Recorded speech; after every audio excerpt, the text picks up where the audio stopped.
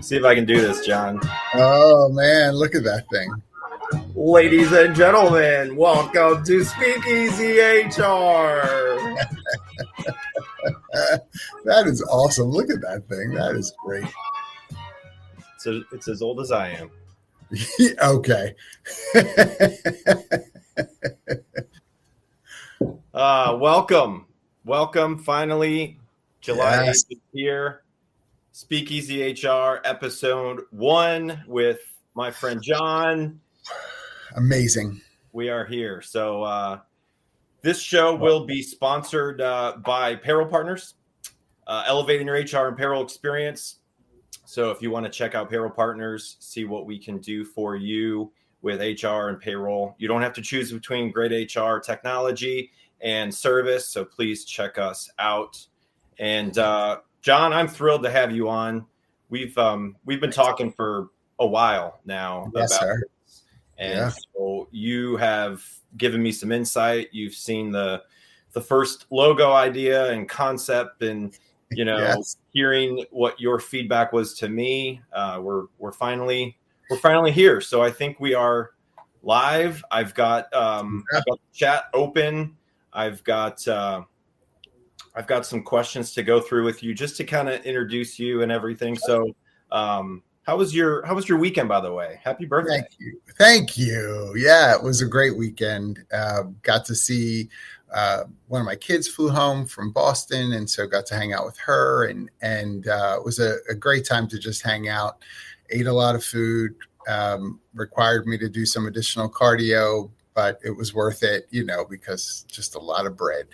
And I mean, and I was 54 right over the weekend. That was the birthday year this year, and so it's weird to be like in your mid 50s, because here I'm not in my mid 50s. I'm somewhere between 16 and 20, somewhere in that range in the brain.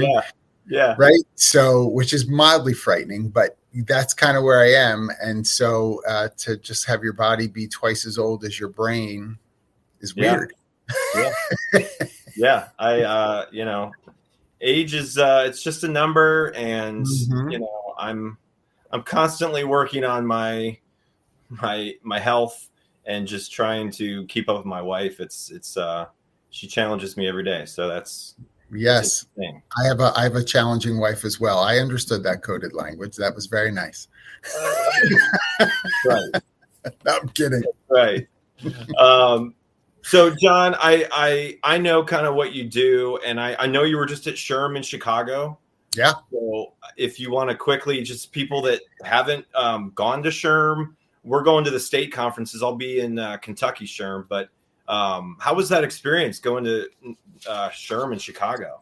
Yeah, I mean, it was a good time. And I think, contextually, I had the opportunity to speak twice at the event. And so SHRM, there are about 26,000 people at the national event. I mean, it's a lot of people. Yeah. And it continues, and it's growing, right? It's interesting because obviously with the pandemic and a lot of other conferences and that sort of those sorts of events, you've seen a decline. Yeah. And so some conferences now are on their way back, and for most of them, they're doing pretty well in terms of numbers. But to get up to like 26,000, it was huge. So it takes over the city. And I know that's funny to say about a city like Chicago, but, every lift that I got in, every one of them is like, are you part of that HR, SHRM thing, whatever that is? I'm like, yeah. Yeah. And because it's just a lot of people coming into a city at one time. So it was a great time. Really excited that I got to share a couple of times in 2 different sessions, and grateful for the feedback that I got. So, I've been at this a long time, so it's really fun to get to go and share some things with people.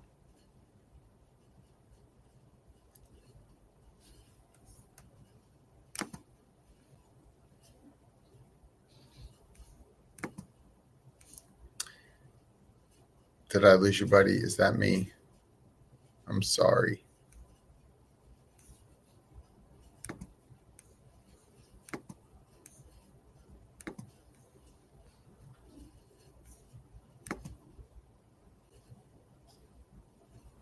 You there? I see you.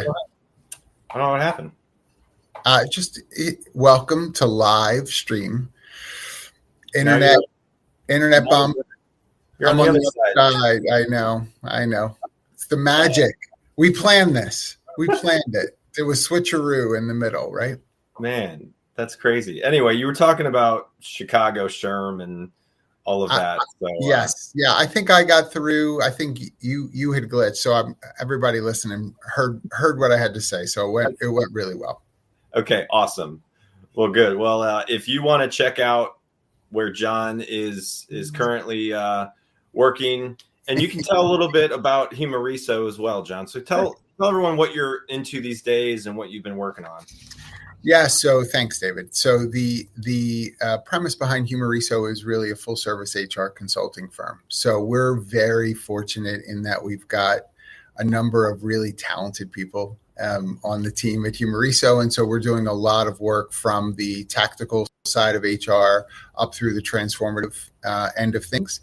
And so a lot of blocking and tackling, right? As you know, honestly, in the work that you do as well. Can't get away from compliance, got a lot of administrative stuff that has to be done. And so we're providing support to, enterprise and mid-market level companies, as well as kind of sitting as an HRO, an outsourced HR department for some of the smaller organizations we support. And so everything comes through us. But then we're doing some fun stuff around talent strategy and helping organizations with workforce planning and figuring out, right, whether to merge or acquire other businesses and how to scale their organization and develop and design it in a certain way. And so really, really heady sort of, again, transformative organizational work as well. So we're super stoked to run the gamut. So been doing it it'll be 12 years on August 1st. Will be 12 years for Humareso. So super pumped. Wow. Yeah. Congratulations. That's exciting. And yes. You've been in HR for 30 plus years, right? And you are the only, I don't know if this has changed, but oh my gosh, it said on your profile on LinkedIn, you won the Delaware Valley Philly Metropolitan Area HR Person of the Year. Yep. And HR Consultant of the Year. Yes. You're the only person to ever win them both? Ever to win them both. Wow. Yes. Yeah. Very cool. Very part cool. of that is very cool. And I'm very grateful. And part of it too is, because you're, as old as dirt, at some point, some stuff has to kind of come back around, right? 30 plus years at some point, right? You got to come up for something. Yeah. So yeah, really, my Philly roots have been very kind to me in the work that I get to do. And as we've discussed, before, I'm in Florida now, been here for a little over 3 years, kind of in that next season of existence, right? With my kids all grown and out doing their own thing. So Kathy and I are just enjoying a new life by the ocean, and it's lovely. Yeah. No, that's great. And for people that haven't, heard about you or, just to get to know you a little bit more, I've got a few rapid fire questions for you. You ready? Okay, I'm ready. So I don't know what the pizza's like in Florida, but favorite pizza place? Not here. Restaurant. Yeah, I mean, not in Florida, but back home, like I would say, so it's a toss up. So if you're on the South Jersey side, Sal's Pizza back in the day was the pizza to get for sure. Yeah. And then being from South Philly, my grandmother worked at Mara's Pizza on Passyunk Avenue. And so if you want a good greasy slice, head over to Mara's. Heck yeah. Vacation spot. What's your favorite place to go when you want to just get away? So Turks and Caicos is just like ridiculously beautiful. And so if I just want to get away and not do anything, that's the place. Okay. We, Kath and I went to Italy about 1.5 years ago. And I can't say enough amazingness about Italy, but I don't go there to relax. Like we're on the go the entire time. So different kind of vacation. Yeah. Holiday, favorite holiday? That one? Christmas. I'm a Christmas guy. I mean, Thanksgiving's pretty sweet, but Christmas I think has it for me. Yeah. And memory growing up, what you got a favorite memory growing up? So I lived in South Philly, not far at all from Veterans Stadium. And I'm a Phillies baseball guy, and my dad for a time, worked for the Phillies as well. And so just memories of going to see games at the concrete donut that stadium was, and, all the autographs from players and stuff. Just really, really sweet history with the Phillies. Yeah, that's awesome. Do you have a favorite bourbon? We're talking speakeasy HR. So the vibe of bourbon and yes, my passions, you got a favorite bourbon? You got a favorite cocktail? Yeah, I mean, it's very interesting that we're talking about this, right? So we've got, I have to be very careful about my selections here, right? So if it's hot summer, quick on the rocks, probably Four Roses, because it's to me lighter in terms of just being sort of like a summer mixer as well, if not just straight, just on the rocks. But I think you and I talked about this. I'm also an ambassador for Maker's Mark, right? So I have a barrel brewing for me, and I'm about 4 years in. I got 3 years left. And so, all the party peeps, including you, right? When we're ready to crack that barrel open, we're going to have a good time. I will meet you. I will meet you down there. I'm not too far from Makers. You are not. No, I know. I'll have to come that way. Yeah, absolutely. So talking about HR, like back when you started in HR, what led you to get into it? And you've evolved. Everybody in HR evolves, right? Like you don't get in HR. It takes a while to learn what you really like to do, what you're passionate about, because there's so many different facets in HR. Especially now, like it's crazy now after, the pandemic and things that are going virtual and technology's changing. So like what got you into HR? There's so many people that I can hear them already that are saying, I didn't mean to get in HR, right? Like it just sort of happened, right? Yeah. I would say for me that it was a little more intentional. I knew, and I probably came at it more from the educational side of things, so from the training end of things. And so early on in my career, I was much more involved in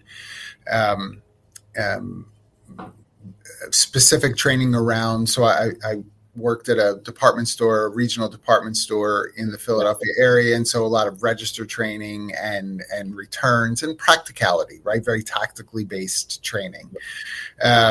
And then moved into training that was really a bit more robust, more from the ground up, building entire units, right? And training everyone fresh all at once. And so and again, back in the day, that fell under personnel. It wasn't regular that organizations had training as its own thing. It quickly grew into that, but in the 80s, not so much. And so I didn't ever say, though, that I was going to do human resources for a couple of reasons. One, early on, that wasn't what it was called. It was called personnel. And two, my focus was much more on the educational part. And to be honest with you, for a couple of years after I graduated college, I taught junior high. In the evenings, I was doing adult-related training.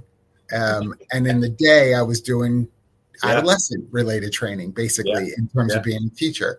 And a couple of years into it, I had a great experience as a teacher. The students were great, but I really felt like adult learning was much more my wheelhouse. And so moved more into areas of leadership development and recruitment for roles. That, again, at that point, really human resources was in full gear as far as what I knew I was going to be about. And again, not that the term was used everywhere, but I would say probably by mid to late 90s, you were hearing that a lot more and more organizations calling it that, moving away from personnel. Yep. And so that was it for me. I mean, by that point, I'd already been half a dozen years in, right, in terms of the work that I was doing there. And so it just fit well. I was fortunate enough to be responded to pretty well in terms of the work I was doing. And so there was a lot of affirmation to it. So I was sold. Welcome to the Hire Her podcast, where women in talent call all the shots. We know, another recruiting podcast, just what the industry needs. Okay, but hear us out. You ever spend hours sourcing that perfect candidate, but they end up ghosting you harder than your Hinge date? Or finally, you get that hiring manager feedback, only for them to, of course, say, "Can we see more candidates?" Lame, right? But let's talk about what's really lame in the industry. How is it that 65% of recruiters are brilliant women, yet most of the decision makers look like a convention for middle-aged dudes named Brad? That's where we come in. Hire Her isn't just another podcast about hiring trends you already heard like 50 times this week. We're here to elevate women in talent, share their career journeys, and make sure they take the lead. Because let's face it, if recruiting is the backbone of every company, why are we still fighting for a seat at the table? So whether you're a recruiter, a talent leader, or just someone trying to swim through the sausage fest of TA leadership, we got you, girl. Welcome to Hire Her, the recruiting podcast where women's voices aren't just heard, but they're leading the conversation. So subscribe now, because middle management Brad sure as hell isn't going to do it for you.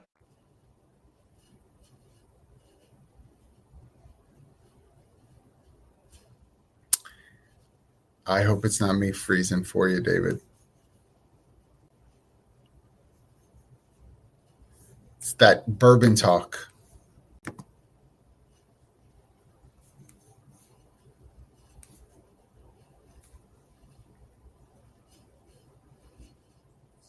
We're back. We're back, buddy. I mean, welcome. Like I said, welcome to Going Live. Oh my gosh. I know. And I mean, so for some context as well, right? David and I got to know each other really because of starting over 2 years ago, Jackie Clayton and I started doing But First Coffee. We experience still some of these same technical issues. All of a sudden, your internet's always fine. And then you go live like this and it's like, nah, I don't really feel like working all the way right now. Yeah. It says I got the chat open and it says looking good. So I'm going to. Yeah, you're back. You're good. I'm going to bring this up. So we've got some people that have chimed in and have been able to watch. So yes. Awesome. Looks George, like you are absolutely on the list. You can join David and I with when we crack open that barrel. Don't you worry. I see that. Yes, sir. There you go. So yeah, the chat is open. If you have questions as John gets into his topic and the reason why we're on here today to talk about dynamic HR, please bring in your questions. If you are watching live, we'll try to find them if we don't get frozen again. But back to your topic, John, and HR and personnel. Now I hear people operations is kind of the new lingo. Yes.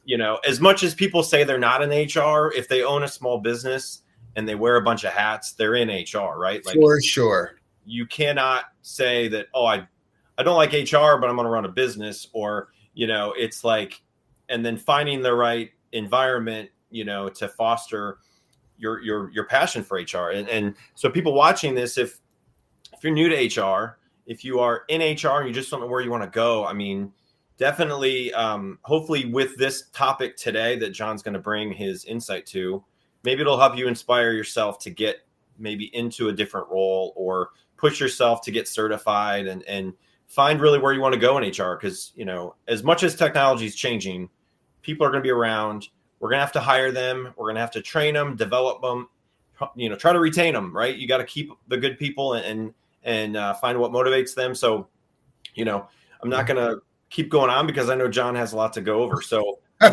to your topic, John, dynamic HR. So I first came to you and I said, what topic do you want to bring to us? And you said dynamic HR. Yeah. So what is dynamic HR and how can you explain that in your world? So, I mean, and thank you, by the way, for just asking, like, what do you want to talk about instead of just assigning? So it's because I don't always get to lean into a topic like this. And so what I mean when I say dynamic is really the opposite of stagnant, right? The idea of human resources has to be something that we can accept as being ever changing. Yep. And I have to tell you, there are plenty of HR practitioners who will say, well, of course, I mean, look at how much the law changes. And so we have to keep up with things. And I'm not taking away from that. I totally agree with that. We have to keep up with things. However, there are lots of ways in which HR practitioners sort of become sedentary in the manner with which HR is done. And so it becomes a bit stagnant in the reality of it, and how it is impacting an organization. And it's not just about compliance. It is about compliance, but not only about compliance. It is supposed to be a bit more vital than that. And so when I talk about dynamic HR, I'm talking about looking at organizational construct as evolutionary. It's constantly moving. It's constantly updating. It's constantly in need of a set of eyes on it to allow for, did I lose everybody completely? Here he is. It's all good, buddy. Don't worry. Again. It's all good. Let's try this. It's going to tell you what you got to do with your router, right? For future episodes or something, like move closer, plug in. I know. I tell you what, I've been testing this, right? Like we've been testing it, and yes, we have. So it's all right. It's all good. I still was going on. I'm sure that people have. I would say they'll chime in to let us know that they've been hearing me. But I don't think we're in. I don't think economically, nor do I think from competitively, does human resources, can we sit in a seat where we're stagnant? Yeah. Or complacent might be the word that more people resonate with. You get a new law, you apply it, you put it in the handbook, you change whatever pieces in the technology, if it's applicable, that matter, add a form, whatever you got to do. And then you just continue in the comfort of the day-to-day that you're used to. This is how I want benefits administration to work. This is how I want my HRIS to work. This is how I want this to work. And we can become very insulated. Yeah. And please know that when I talk about dynamic HR, I'm not saying it in a way that indicts anyone. I think we can speak about this in many ways for other disciplines within an organization, how finance operates, how marketing operates. I'm not saying it's exclusive to HR, but my responsibility in the time that we have today, right, is to just talk about it in what I know, and that's HR. And so we really have to be willing to say, I need to be on the edge of my seat. Right. More days than I want to be. I need to be on my toes more days than I want to be.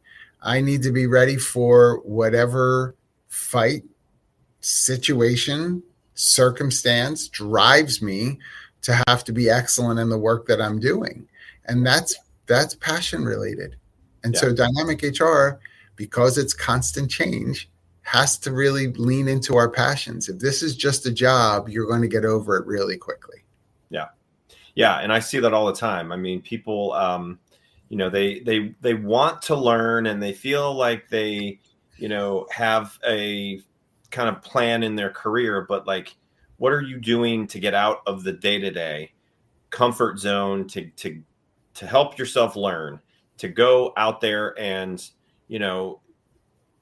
understand like what else is out there, and really help yourself, understand that, if you have a passion for a facet in HR, like there's a lot of different ways you can get into, focusing on that and becoming a subject matter expert on it, where you do want to get up every day, go to work, and really help the people around you, right? Like that to me, and why I stay in HR and why I enjoy it, it's because, it's like the crossroads of every facet of a company. You have operations, you have personnel, you have,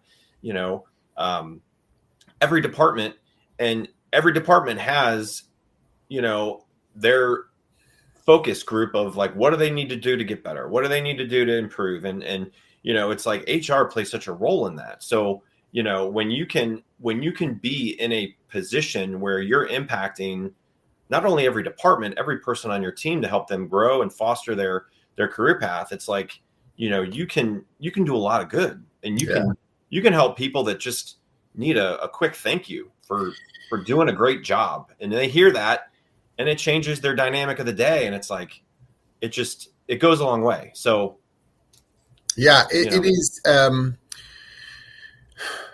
It's hard because sometimes the default of human beings, right, is comfort.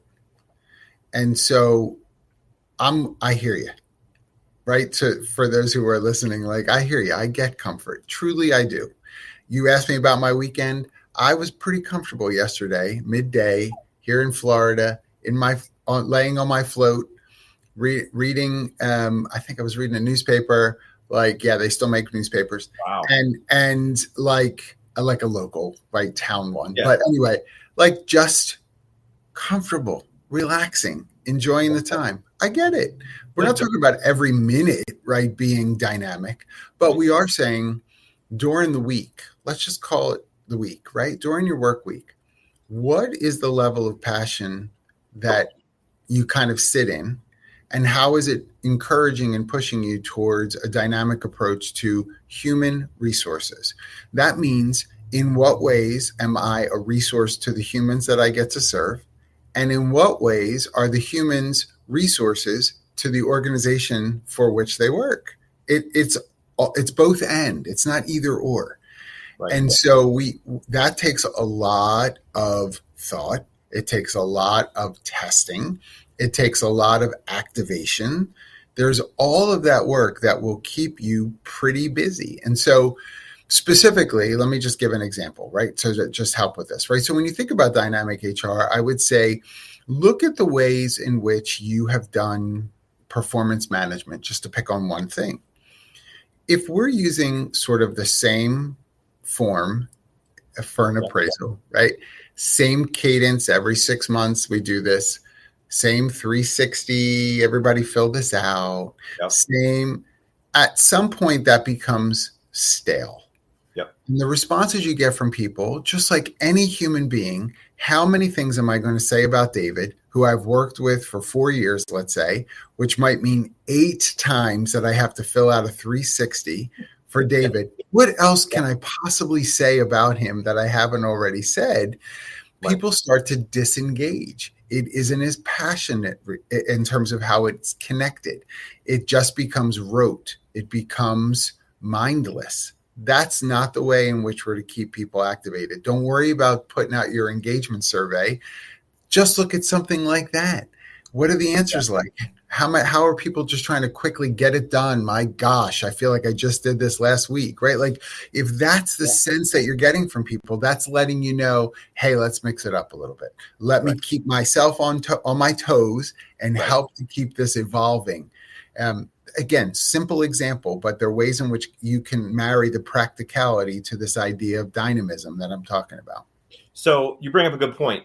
So if somebody watching does a performance review, and it's a yearly performance review process, right? Yeah.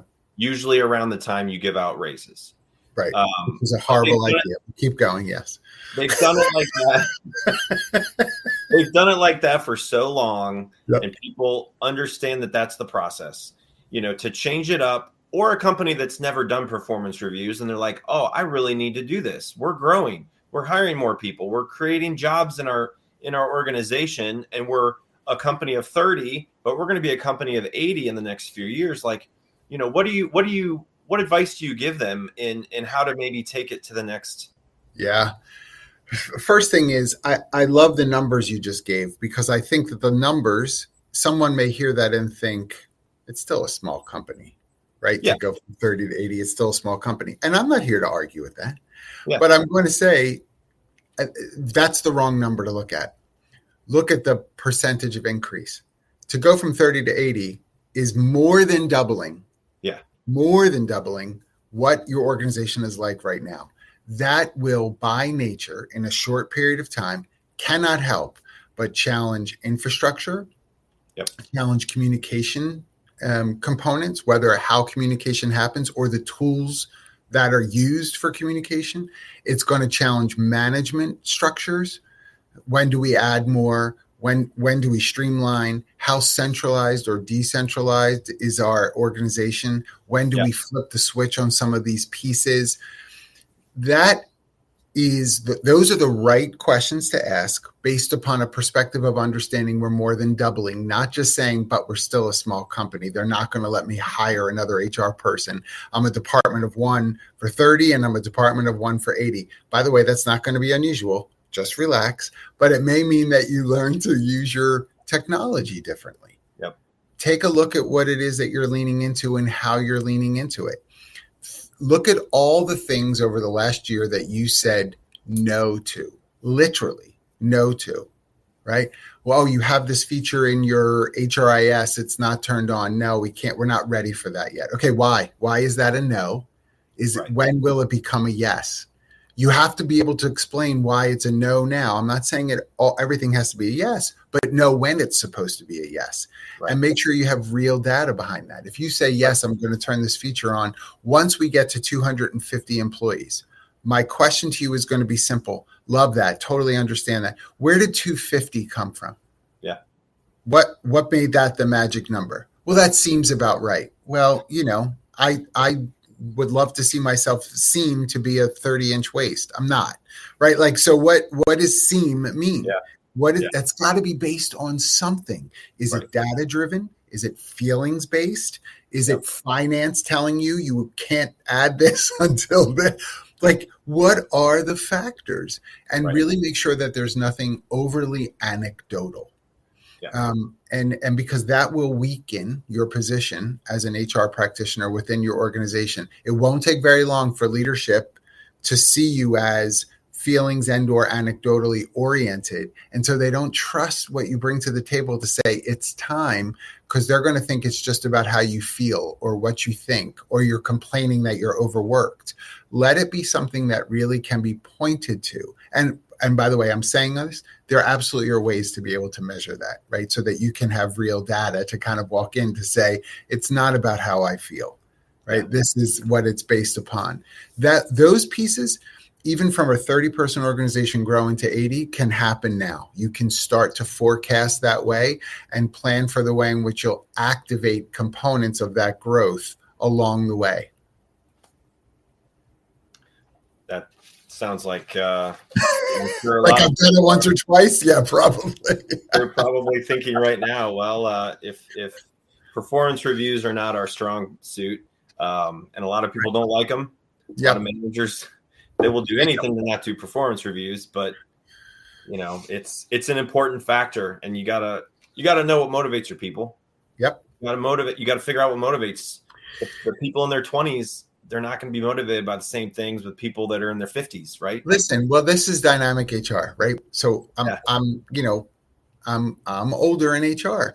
There are very few things that have been done in the workplace that I haven't seen or been a part of. And I don't mean that like, look at me, I'm great. I just mean, if you think about motivations, right? The ways in which we show appreciation or recognition in an organization. I remember the days where it was early on and we were able to do things like gift cards. And like that was like revolutionary, giving somebody a gift card, like a spot gift card for doing a great job. And people were like out of their minds excited. And in the employee break room, like, look at this $50 Visa card I got. This is awesome. You do that now and people are like, oh, thanks. And they throw it in a drawer with like 20 other gift cards that they're not using, right? And what happened? Well, along the way, it lost its cachet. It wasn't as vibrantly exciting. Well, as practitioners, that's where the dynamism comes in. What's the next thing? There are also times where, by the way, we see this, I'll point on fashion as an example. It doesn't mean that everything that once was, that falls out of fashion, can't come back around again in the future. Yeah. I remember a time where handwritten notes meant the world to somebody. And then we got away from that. And now I just was talking to a few people, funny enough, in Chicago. It's two people separate from one another who both shared really moving moments where recently the CEO of their organization dropped a handwritten note to them of appreciation, and they were elated in receiving it. Well, that's something we did 25 years ago. I was just talking about this yesterday. I was with my wife's family, and they were like, they went to a wedding, and they never got a thank you card in the mail for like a gift. And I'm like, I try to be a little bit more traditional in that. Anytime I went to a job interview, I would write a handwritten note. Mm-hmm. I tell people that. I still tell people that. I said, what do you do before and after an interview? You got to have good follow through. You can't just send an email and say thank you. You send a handwritten thank you card to somebody that you just were interviewed by. You're gonna be standing out in front of everybody else because no one else sends it. So it used to be that everybody did, right? You're right. Like it used to be that there was a lot of that follow-up, even follow-up emails. I have to tell you, even just an email, the amount of people that I interview who send a follow-up email to me, such a small percentage. So it stands out now, right? Because of that, to exactly your point. I don't want anybody to kind of hear me saying, it's always the latest and greatest. You got to be up. I'm saying be wise about what makes sense in the latest and greatest moving forward, right? Because sometimes it is looking backward and going back to some things, some tried and true things from years gone by. But sometimes it is about advancing. That's where I think you see things around technology make sense, right? We've got a distributed workforce that really does need to be considered for some organizations because they're all over the country or international, and you might need to use certain apps in ways that make sense for your organization where maybe 10 years ago you wouldn't have to do that. It's okay. There's room for it. Yep. Bruce had a great lesson for you, John. Bruce, so thank you. Bruce. Yes, it's the little things that make the big impact. And Bruce is speaking my language. Thank you, buddy. I mean, you look at dynamic HR, and I don't want anybody to think that I'm saying it's always the big and over the top things that prove that it's dynamic HR. Very often it's the incremental moments of interaction, of human connection that help to feed a perspective in how HR is to work. Small moments. I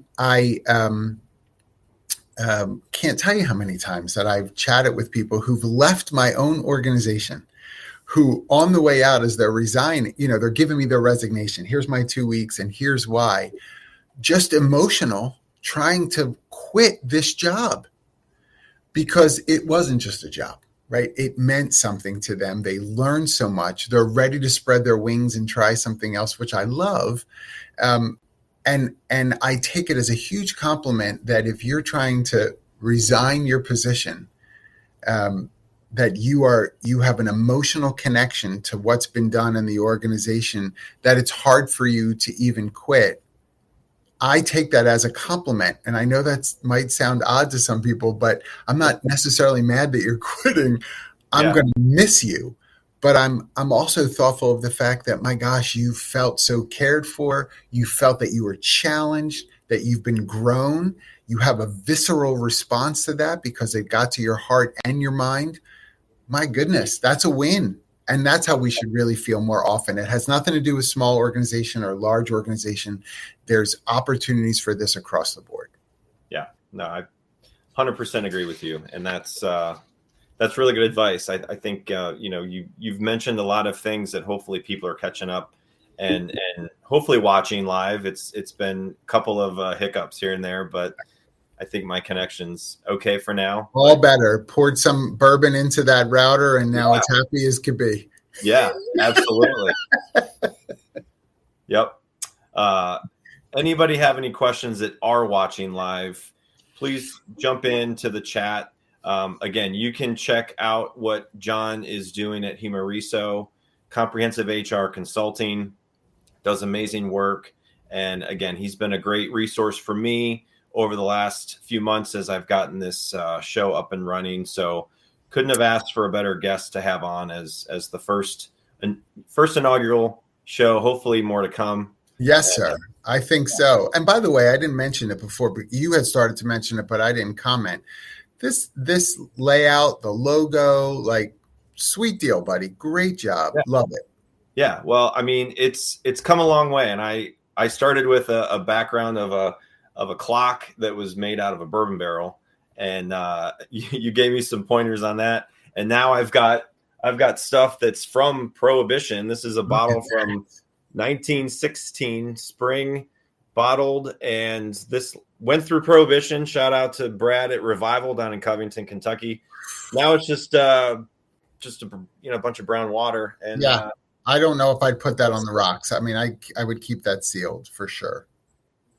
Sealed, but these are older than most people probably watching. This is from 80s, and so just the history of bourbon around where I live, and just the history, just you talk about bourbon and people just strike up a conversation with you. It's crazy.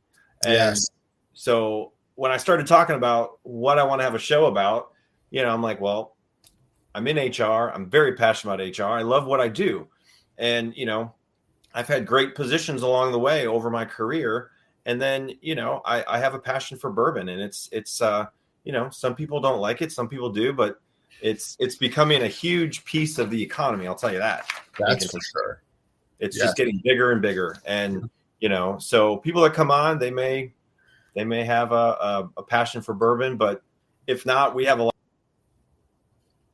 lot to change. Yes. And so I'm thrilled to have every other Monday, just so people who want to tune in on YouTube have a channel on YouTube. I have my stuff on LinkedIn, but every other Monday, first and third Monday, I have guests lined up until the end of the year. Hopefully John is on again next year. You can bring on maybe some other folks on your end. Awesome. And we can talk more about other topics that are in your world. But again, if there's let's see. So Lauren, she brought up, so we're beyond the days of gift cards, but people still like cash incentive with the handwritten appreciation note. What's your alternative strategy if you're not doing gift cards? Yeah. Hey, Lauren, thanks so much for the question. I would say I absolutely want to echo, right? So cash incentive still means something. Yeah. I want to make sure I say it's not the only something, and I don't think that's what Lauren's saying either. But if you're going to go the route of cash incentive, I do still love the idea of mixing it up. So sometimes I will actually and have in my career given raises to people and not said a word to them. Nothing. Just put it through. And it's amazing how many times people will say, hey, something's wrong with my check. I'm like, why? What happened? And they're like, somebody must have forgotten to take. And honestly, it's often the negative, right? Someone must have forgotten to take a deduction because I got more in my net. And I'm like, oh, it's probably because of the raise you got. I got a raise? You got a raise. Surprise raises. Right? Boom, right there, right? And someone is like, taken back because it's not connected to some formal process. Yeah. The annual performance appraisal, something like that. You could be thoughtful around cash, by the way, in terms of experience as well. And, I have to put my payroll hat on for a second. You're supposed to tax these things. Please don't think I'm saying that. But, you could use the cash to be something that's meaningful. So if you know that there's something going on, especially as you get to know your folks, right? If there's something going on for someone where they've got a favorite, I don't know, musical artist or sports team, or they mentioned that they've always wanted to go to such and such a place, and you can arrange something for a weekend or tickets to a particular event. Do it. You don't have to announce it. Just share it with a note to that person to say, hey, this, I couldn't help it. Yep. You're doing such a great job, and I really appreciate your partnership in the organization. Please enjoy these. You and your significant other, whatever, go have a great time.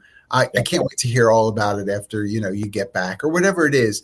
Those things mean something to people. Please don't take away opportunities to connect to a personal experience. That'll last so long in terms of the relationship. It's a good deposit. Oh, yeah. Yeah, I definitely agree with that. Oh, my gosh. George Rogers, more than anybody probably on the planet, can speak about drinking and HR concurrently, and I'll leave it there. He'll make an interesting guest for you, David. There you go. There you go. Hey, we'll bring him on. So, again, John, I appreciate you being on. I appreciate everyone tuning in. Again, this is the first of hopefully many. And I love this saying. I just added the y'all to it, but champions adjust, y'all. So go be a champion, do your thing. And John, because you were my first guest, have you ever seen these little guys? Yes. Yeah. Well, that's going in the mailbox and it's going to your. Oh, buddy. Thank you. Wherever. So you're going to get this in the mail. I just need your address. So appreciate that. Yeah. Thank you for having me on. Thank you. These are really cool. And I appreciate everything you've done for me to get me up and running with this. And, again, if anybody has any questions, I'll be trying to check it as we get off, but tune in a couple of weeks. I'll have my next guest on here. I'll be promoting that this week. I'll be sharing the invite. It's a totally different topic, but it revolves around HR because it always will. And then maybe we'll talk some bourbon. So, John, I appreciate your time, and everyone have a great rest of your day. And we'll hopefully talk real soon, John. Yes, sir. We'll see you later. Thanks, David. Take care. Bye-bye.